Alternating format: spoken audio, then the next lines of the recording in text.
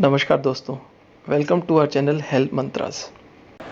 दोस्तों, जब भी हम वेलनेस की बात करते हैं या स्वास्थ्य या हेल्थ की बात करते हैं तो हमारे दिमाग में कुछ 2-3 सवाल अक्सर हमेशा आते हैं कि आजकल हेल्थ एक बहुत बड़ा चैलेंज है, लोग ज़्यादातर बीमार पड़ रहे हैं। तो ऐसे में 2-3 शब्द और हमारे कानों में और आँखों के सामने आते हैं, कानों में पड़ते हैं कि सप्लीमेंट्स का प्रयोग करें। तो सप्लीमेंट्स क्या होते हैं और क्या सप्लीमेंटेशन लेना चाहिए?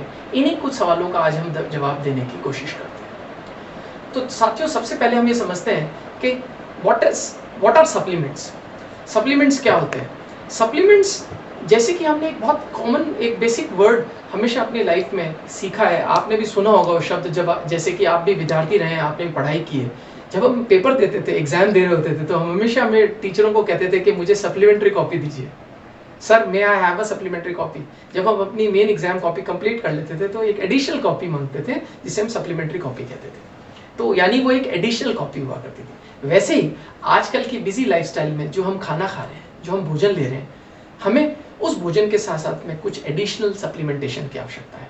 ये सप्लीमेंटेशन हमारे शरीर के अंदर, जो आज के ज़माने में जो हम भोजन ले रहे हैं, आप और हमें पता है, हम अक्सर समाचार पत्रों में, टेलीविजन में इस चीज़ को पढ़ते हैं, इंटरनेट पे देखते हैं कि बहुत ज़्यादा पॉल्यूशन हो गया है। पॉल्यूशन हर चीज़ में, पॉल्यूशन हवा में है, पॉल्यूशन पानी में है, पॉल्यूशन दूध में है, सब्जियों में है, यहाँ तक कि हर तरह की खान पान की चीज़ों में पॉल्यूशन हो गया। और इस पॉल्यूशन की वजह से हमारे शरीर के अंदर बहुत सारे ऑक्सीडेशन होने की बहुत हमारे शरीर में ऑक्सीडेशन होने लग गया है। तो बेसिकली सप्लीमेंट्स का क्या फ़ायदा है, इसे समझते हैं एक छोटे से उदाहरण से। जैसे कि आप इस बोर्ड पे देख सकते हैं, मैंने एक चीज़ लिखी है, रस्टिंग ऑफ नेल, कील का जंग लगना। तो जो कील पे जंग लगती है, तो दोस्तों आपने क्या देखा है, वो भूरे कलर की हो जाती है, यानी कील कमजोर हो जाती है। उसी तरह एक और उदाहरण हम ले रहे हैं, ऑक्सीडेशन ऑफ एप्पल। एप्पल को हम काट करके अगर थोड़े समय के लिए हवा में, साधारण वातावरण में रख देते हैं, तो हमने देखा है कि एप्पल भूरा पड़ जाता है, ब्राउन हो जाता है। तो वो जो प्रक्रिया है वो ऑक्सीडेशन है। आप में से बहुत सारे लोग साइंस के विद्यार्थी रहे होंगे, छोटी कक्षा में आपने भी पढ़ा होगा कि rusting of A nail is a case of oxidation. Oxygen की वजह से वो हो रही है। इसी तरह हमारे शरीर के अंदर भी साथियों, ऑक्सीजन एक बहुत ही इंपॉर्टेंट चीज़ है, जिससे हम सांस लेते हैं और जीवित रहते हैं। बट ये आपको सुनकर के आश्चर्य होगा कि ऑक्सीजन हमारे शरीर के लिए नुकसानदायक भी होता है।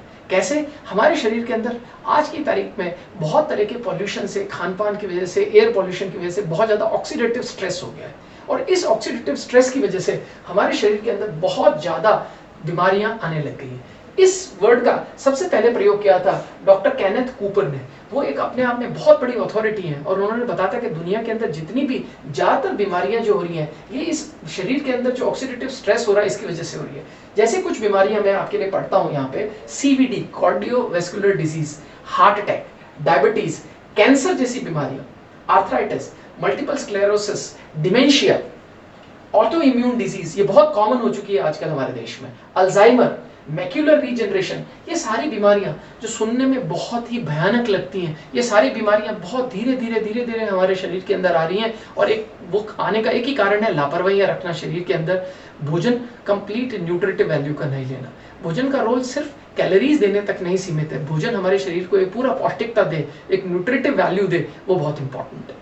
और जो आरडीए के द्वारा जो रिकमेंडेड लेवल है, जो रेगुलर डाइटरी अलाउंस है, हमें न सिर्फ वो मेंटेन करना है, हमें उससे कहीं ज़्यादा न्यूट्रिशन लेना पड़ेगा। क्यों लेना पड़ेगा? कि पहले ऑक्सीडेटिव स्ट्रेस जो 1930, 40, 50, 60, 70 में पिछली शताब्दी में होता था, उसके मुकाबले इस 21वीं शताब्दी में पॉल्यूशन बहुत ज़्यादा है। तो ऑक्सीडेटिव स्ट्रेस ज़्यादा होने की वजह से हम लोगों के शरीर के अंदर न्यूट्रिटिव वैल्यू की अधिक आवश्यकता है। और हम लोग आजकल डाइट को कम करने की कोशिश कर रहे हैं, उसकी वजह से न्यूट्रिटिव स्ट्रेस तो पहले से ही पॉल्यूशन की वजह से ज़्यादा है, डाइट कम होने से न्यूट्रिशन वैसे नहीं मिलता। जो सेब 2 महीने पहले कोल्ड स्टोरेज में आया था और आपने सोचा था ये सेब खा करके मैंने Apple a day keeps the doctor away, वो डॉक्टर अवे नहीं हो रहा है। उस एप्पल की वजह से भी बहुत सारी समस्या आ रही है, क्योंकि वो फ्रेश नहीं है। तो चूंकि अब हम समझ चुके हैं व्हाट इज सप्लीमेंट्स, यानी सप्लीमेंट्स एक हमारे शरीर को एडिशनल पौष्टिकता देता है, अब हम समझते हैं व्हाट इज सप्लीमेंटेशन। अब सप्लीमेंटेशन हमारे शरीर में वो पौष्टिकता, वो न्यूट्रिटिव वैल्यू लेके आएगा। इस बात को समझने के लिए हमें एक चीज को समझना बहुत जरूरी है कि सप्लीमेंट जो है वो दवाई या मेडिसिन नहीं है। इनफैक्ट ये ऑल्टरनेटिव मेडिसिन या कॉम्प्लीमेंट्री मेडिसिन है। इसे प्रिवेंटिव मेडिसिन का भी नाम दिया जा सकता है। ये दोनों जो टर्म है, कॉम्प्लीमेंट्री मेडिसिन और प्रिवेंटिव मेडिसिन, इस शब्द का सबसे पहले प्रयोग किया था डॉक्टर रे डी स्ट्रैंड ने। इनकी एक बहुत ही फेमस जबरदस्त बेस्ट सेलर किताब है जिसका नाम है what your doctor doesn't know about A nutritional medicine may be killing you. Yes दोस्तों, आपने सही सुना, what the doctor doesn't know about nutrition which may be killing you. तो डॉक्टर जो है वो क्यूरेटिव मेडिसिन पे काम करते हैं, यानी हमारा क्योर करते हैं, हमें ठीक करने के लिए दवाइयां देते हैं।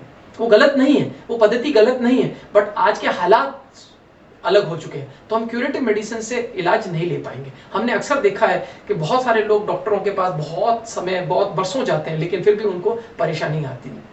जैसे रूमेटॉइड आर्थराइटिस का मैं एक उदाहरण देना चाहूंगा। रूमेटॉइड आर्थराइटिस के जो पेशेंट्स हैं, अक्सर उनमें देखा है कि तरह तरह की दवाइयां लेने के बाद, कई डॉक्टर को चेंज करने के बाद भी उनको इलाज नहीं हो पा रहा है। कैंसर के भी हमने बहुत सारे केसेस देखे, फर्स्ट स्टेज सेकंड स्टेज में ही डॉक्टर के इलाज होने के बावजूद भी वो कैंसर सप्रेस नहीं हुआ, वापस से री एमर्ज कर गया, री ब्लूम कर गया।